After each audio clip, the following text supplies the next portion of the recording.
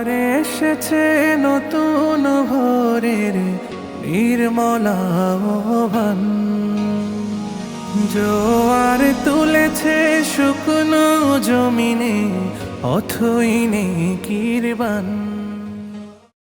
জাতীয় স্বর্ণপদকপ্রাপ্ত আন্তর্জাতিক দ্বীনী শিক্ষা প্রতিষ্ঠান কামারগাঁও দারুল উলুম শফিকুল ইসলাম মাদ্রাসার প্রাক্তন ছাত্রদের উদ্যোগে আয়োজন করা হল তৃতীয় পুনর্মিলনী ও ইফতার মাহফিল। প্রতি বছরের মতো এবারও আমরা এক হলাম, কিন্তু এবারের আয়োজন ছিল একটু ভিন্ন, একটু বিশেষ। একটি নয়, দুটি ইফতার মাহফিল। একটি আমাদের প্রিয় মাদ্রাসা প্রাঙ্গণ কামারগাঁওয়ে, আরেকটি দেশের সর্ববৃহৎ সমুদ্র সৈকত কক্সবাজারে। বিকেলের আগেই প্রাক্তন ছাত্ররা একে একে মাদ্রাসায় এসে জড়ো হতে থাকে। পুরনো দিনের স্মৃতি, বন্ধুদের হাসি, শিক্ষকদের স্নেহ সব মিলিয়ে যেন এক আবেগঘন পরিবেশ। বিজ্ঞ আলেম, সম্মানিত শিক্ষক ও প্রাক্তন ছাত্রদের সঙ্গে একসাথে বসে ইফতার করার সেই মুহূর্ত ছিল এক অনন্য প্রশান্তি, এক অপার্থিব অনুভূতি। ইফতারের পর আমরা আদায় করলাম মাগরিব, এশা ও তারাবির নামাজ। আল্লাহর দরবারে দোয়া করলাম আমাদের বন্ধন যেন এভাবেই অটুট থাকে। তারপরই শুরু হলো আমাদের সফরের নতুন অধ্যায়, গন্তব্য কক্সবাজার। দুটি বাস প্রস্তুত, প্রায় ৯০ জন সাথী, সবাই মিলে লাগেজ গোছানো, হাসি আনন্দে ভরা পরিবেশ। তারাবির পরই আমরা রওনা দিলাম স্বপ্নের সেই সমুদ্র শহরের উদ্দেশ্যে। রাতের নীরবতা ভেঙে চলতে থাকে আমাদের যাত্রা।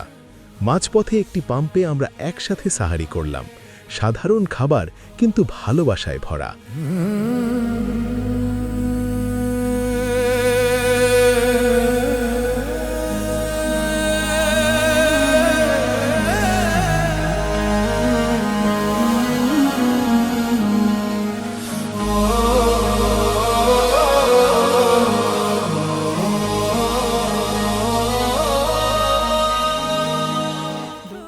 এরপর ফজরের নামাজ আদায় করে নতুন উদ্যমে আবার যাত্রা শুরু।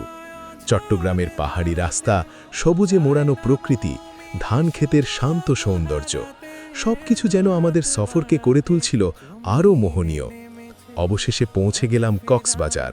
সামনে বিশাল নীল সমুদ্র, ঢেউয়ের গর্জন, বাতাসের ছোঁয়া, মনে হচ্ছিল আল্লাহর এক অপূর্ব সৃষ্টি সামনে দাঁড়িয়ে আছে। বন্ধুরা মিলে সমুদ্রে গোসল, হাসি, আনন্দ, দৌড়ঝাঁপ, প্রতিটি মুহূর্ত হয়ে উঠছিল স্মরণীয়। আর এসেছে নতুন ভোরের নির্মলা আহ্বান, জোয়ার তুলেছে শুকনো জমিনে অথই নেকির বান। সন্ধ্যা নামল। সাগরের তীরে বসে আমরা আবার একত্রিত হলাম ইফতারের জন্য। সূর্য যখন ধীরে ধীরে ডুবে যাচ্ছিল, আকাশ লালচে রঙে রাঙা, চারদিকে যখন আজানের ধ্বনি ভেসে উঠছিল, ঠিক তখনই আমরা ইফতার করলাম একসাথে, এক হৃদয়ে, এক বন্ধনে। এই ইফতার মাহফিল শুধু একটি আয়োজন নয়, এটি ছিল বন্ধুত্বের পুনর্জাগরণ, ভালোবাসার বন্ধন আরও দৃঢ় করার একটি উপলক্ষ। আমাদের এই সফর, এই মিলন মেলা হয়তো শেষ নয়, বরং এটি নতুন স্মৃতি তৈরির এক সূচনা। আল্লাহ তাআলা যেন আমাদের এই ভ্রাতৃত্ব, এই ভালোবাসা, এই দ্বীনী সম্পর্ক চিরদিন অটুট রাখেন। আমিন।